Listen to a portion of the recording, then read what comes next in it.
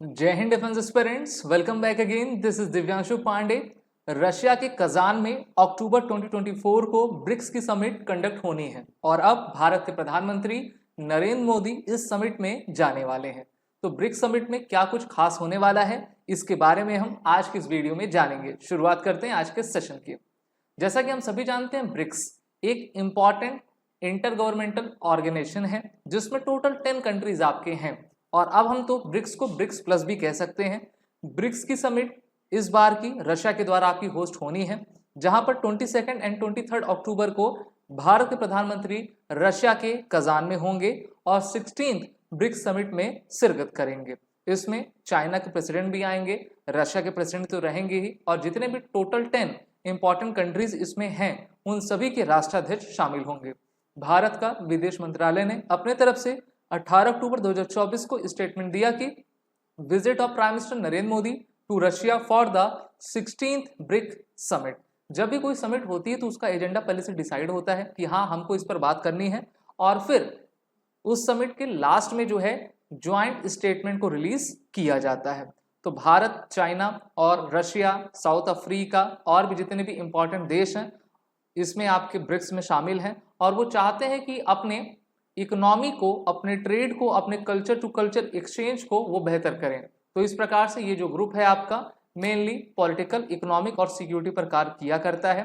अभी एससीओ की मीटिंग हाल ही में पाकिस्तान में आपकी समाप्त हुई है और एससीओ के बाद अब ब्रिक्स की मीटिंग होने वाली है। तो दोनों में एक प्रकार का समन्वय बैठा नजर आ रहा है और भारत भी इसी के साथ आगे आपका बढ़ रहा है।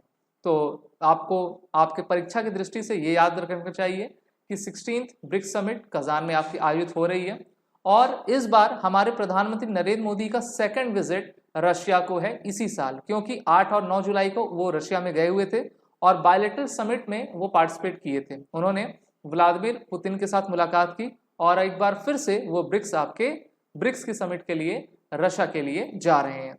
चाइना की फॉरेन मिनिस्ट्री के द्वारा कहा गया कि president Xi Jinping will attend the Kazan summit from October 22nd to 24. During his visit, she will be attend the leaders meeting, the expert leader dialogues and other activities and have in-depth exchange with leaders on the current international situation. तो देखिए, जो current international situation चली उस पर भी बात किया जाएगा। अपने इकोनॉमी को ये देश कैसे स्ट्रेंथन कर सके इस पर भी बात होगी। अभी कुछ मुख्य बातें और हैं जिसके बारे में आपको जरूर बताना चाहूंगा। While Modi is going to have a bilateral meeting with Russian president, all eyes are on possible bilateral meeting between Modi and Xi Jinping on the sidelines of the summit. तो जरूर भारत और रशिया के बीच और साथ ही साथ China के बीच में one two one bilateral आपकी समिट्स होंगे, मीटिंग्स होंगी।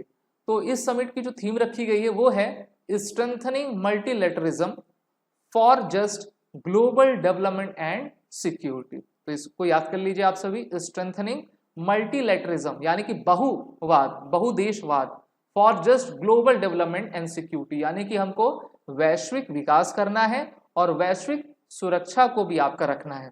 सुरक्षा ट्रेड की दृष्टि से भी, सुरक्षा इंटेलिजेंस की दृष्टि से और आपका डिफेंस से संबंधित।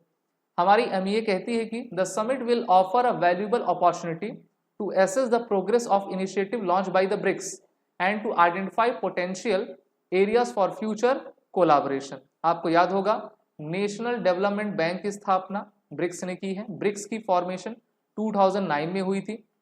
इससे पहले ब्रिक्स में आपके 2008 तक ब्रिक्स यानी कि 4 कंट्री थे, B for Brazil, R for Russia, I for India, C for China. फिर 2009 में इसमें साउथ अफ्रीका जुड़ा और अभी हाल ही के वर्षों में कुल 5 नए मेंबर्स आपके इसमें जुड़ते जा रहे हैं।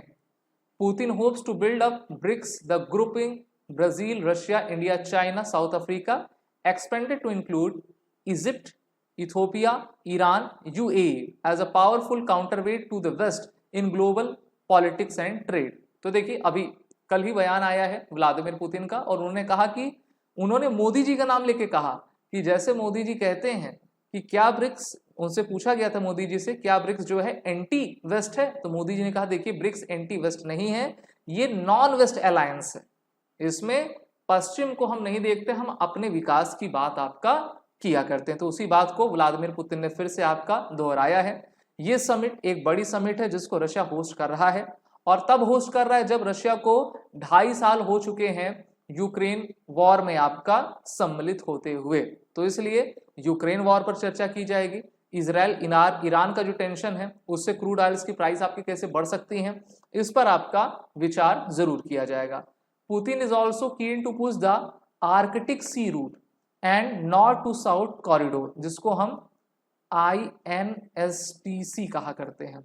अब इसमें सबसे मुख्य बात है कि आर्कटिक सी रूट की, इसको पुतिन जो है जरूर इसकी चर्चा करेंगे, जिससे कि एक नया ट्रेड रूट आपका जियोपॉलिटिकल एरिना में इवॉल्व होता जा रहा है, which linking Russia to the Gulf and Indian Ocean through the Caspian Sea and the Iran. It is the key to increasing freight transportation between the Eurasian and African continents. तो देखिए सबसे पहले ये विश्व का आप नक्शा देख लीजिए। हमारे अर्थ का जो नॉर्थ पोल है वहां पर आपका आर्कटिक सर्कल आता है। आर्कटिक सर्कल ग्रीनलैंड, रशिया जैसे कई देशों के साथ ये आपका साझा होता है। 5.4 मिलियन किलोमीटर स्क्वायर का ये एरिया आता है। और अभी क्या देखा जा रहा है कि जैसे जैसे ग्लोबल वार्मिंग बढ़ती जा रही है तो आर्कटिक सर्कल की जो बर्फ है वो पिघल रही है। जब बर्फ पिघलेगी तो वो समुद्र बन जाएगा, तो एक नया सी रूट आपका बनेगा। इसी कारण से रशिया ने भी हाल ही में भारत को टेंडर दिया है, ऑर्डर दिया है कि आप हमारे लिए आइस ब्रेकर शिप्स को बनाएं। जी हाँ, भारत रशिया के लिए आइस ब्रेकर शिप्स आपका बनाएगा। अब कई आपके रूट्स हैं, अभी मेन रूट देखें तो ये देखिए, ये तो आपका रेड सी वाला हो गया, यहाँ पर तो युद्ध चल रहा है तो रेड जोन हो गया, यहाँ से सही तरीके से जो है शिप्स का आवागमन नहीं हो पा रहा है। दूसरा ये जो इलाका है, अब यहाँ से भारत जो है एक नया रूट बना रहा है जिसको कहते हैं IMEC, India middle east economic corridor. जैसे ही इजराइल का युद्ध समाप्त होगा तो इस रूट को ऑन किया जाएगा। वहीं पर भारत ने रशिया के साथ चेन्नई व्लादिवोस्तोक इकोनॉमिक कॉरिडोर आपका बना लिया है, ठीक है, और इसी कॉरिडोर से जो है मेनली आर्कटिक सर्कल तक पहुंचा जाएगा। वहीं पर चाबहार पोर्ट के माध्यम से हम रशिया के सेंट पीटर्सबर्ग तक जाएंगे और अपने व्यापार को करेंगे। तो व्यापार करने के लिए कई रूट्स होने चाहिए, क्योंकि हम जानते हैं कि हर साल कहीं ना कहीं युद्ध हो रहा है, तो उन युद्धों से हमारी इकोनॉमी आपकी प्रभावित ना हो सके, इसलिए रशिया ने कहा है कि आर्कटिक सी रूट को हम एक अल्टरनेटिव रूट आपका जरूर बनाएंगे। तो इस प्रकार से ब्रिक्स की एक्सपेंडेशन भी हो सकती है, कुछ नए मेंबर्स भी आ सकते हैं, और इन सभी मुख्य मुद्दों पर जो है चर्चा होगी। आगे जब इसकी समिट होगी एक बार फिर से मैं आपको इसके बारे में जरूर बताऊंगा। तब तक के लिए धन्यवाद, जय हिंद। वीडियो अच्छा लगा तो इसको लाइक शेयर जरूर करें। साथ ही साथ आप सभी defence aspirant SSB crack exam के ऑनलाइन कोर्सेज में एनरोल हों और अपनी तैयारी बेहतर करें। कोर्स की लिंक नीचे डिस्क्रिप्शन बॉक्स में दी गई है, वो रिटन कोड का यूज करें। जय हिंद। अगर आप एक डिफेंस एस्पिरेंट हैं और SSB interview, NDA, CDS, FCAT जैसे एग्जाम्स के लिए प्रिपेयर कर रहे हैं तो आप SSB क्रैक एग्जाम्स के कोर्स को चेक करना ना भूलें। आप हमारी लर्निंग एप्लीकेशन को Google Play Store से भी डाउनलोड कर सकते हैं।